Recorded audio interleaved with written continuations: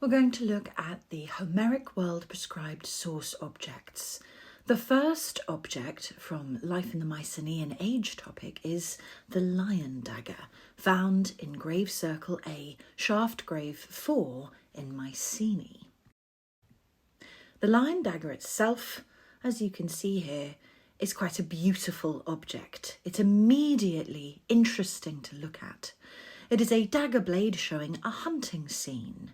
It's from about the 16th century BC or BCE. And as we know, it's found in grave 4 in grave circle A in Mycenae. It is primarily made of bronze. The blade is bronze, and then it has gold, silver and yellow, and the inlay in the central part of the blade. You can see that it is very old and the bronze has discoloured and that it's lacking a handle, although you can see the pins that were used to attach the handle. The fact that the handle is missing suggests it was broken off or made of a material that did not last while in the shaft grave. It's a useful source to us because of the inlay technique in the bronze blade that tells us all about this decorative art and how fine the detail was that they could make with it.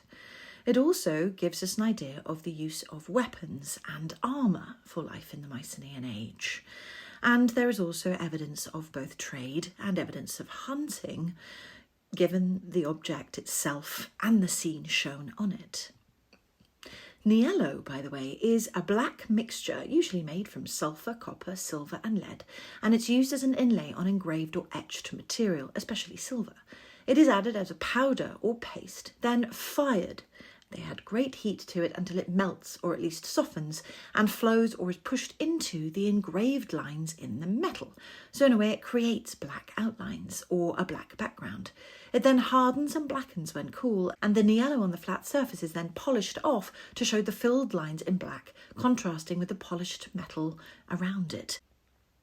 This electrotype replica at the bottom was made by the Gilierons, the father and son artists who were also responsible for the reconstruction frescoes at Knossos. It's in the National Archaeological Museum of Athens, and it gives us an idea of what the dagger might have looked like when intact. We can see the proper shape of the blade and also get an idea of what an attached handle might have looked like. You can probably agree that, again, it is a really stunning object and it's far too nice to have been actually used. This is something that you would look at or perhaps use ritually. Looking at the decoration gives us an idea of the amazingly fine detail they were able to create. Look at the little details on the kilts or almost shorts of the fighters and the little strokes that show the lines of the lion's mane. You can even make out the details of the fighters' bodies. The inlay on the blade and use of gold suggest the dagger is far too decorative to have been used practically, so it likely had an ornamental or ritual use.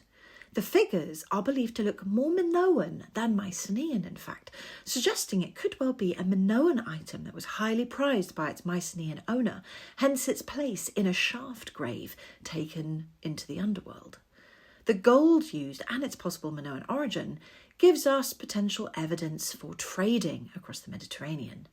And the hunting scene itself gives us evidence of the use of tower shields, figure-of-8 shields, spears and bows and arrows in hunting, and also that hunting was dangerous. You see the fallen hunter in front of the lion that you can see in this section here, and due to the very rich nature of the dagger, it suggests that hunting was important to status.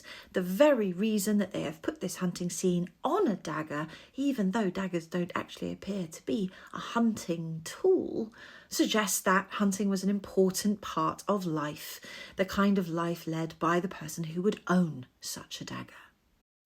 Now go and see the other videos in this series of the Homeric World prescribed sources.